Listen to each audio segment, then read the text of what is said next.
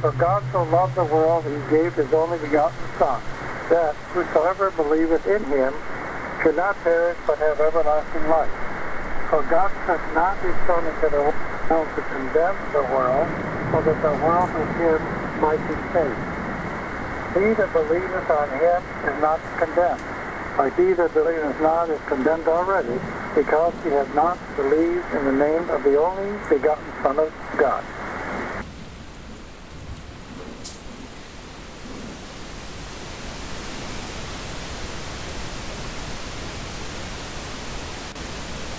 I sort of had a personal encounter with the Empire State Stalker.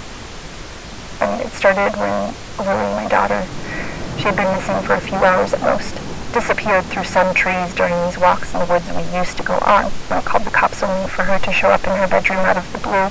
Totally embarrassed me in front of the officers, but I was just glad my baby was okay. Comments was when I asked her how she got home. It didn't take long for her to begin mentioning her encounters with some creature.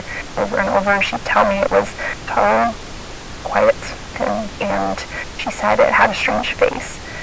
God, I can't remember exactly how she described it, but she always put emphasis on its face. It was her friend, I think. I really don't know. Initially, I dismissed it as a child's vivid imagination, an imaginary friend type of thing, you know.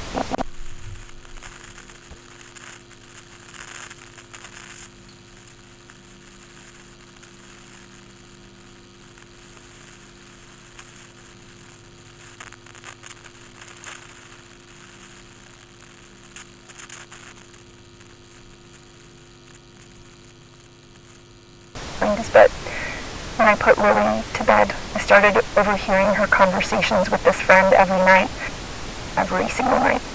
And again, I thought it was just a child's imagination misperforming. I mean, I never heard a response, so it would have to be her just talking to herself.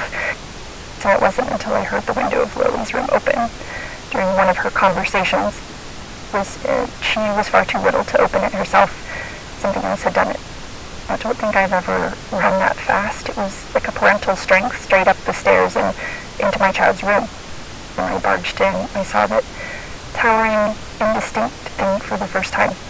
Once the sight was haunting, it was the Stalker, and it was disturbing. Knowing Lily engaged in conversations with it made my stomach drop. My instincts kicked in, the need to protect my child overwhelmed me.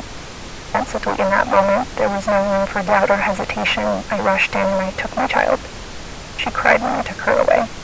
She cried a lot. Following the Stalker did try to follow. Not in any threatening way, but it was enough for me to fight back. I was at the time a new Tesla cam. Had just released the first one to have flash. It's all that was at my disposal. It was one of Lily's toys. I grabbed the device and took a picture. I was hoping the flash of the image would scare it off like a wild animal, which it did. It let out a horrible scream as it ran, like something out of a horror flick.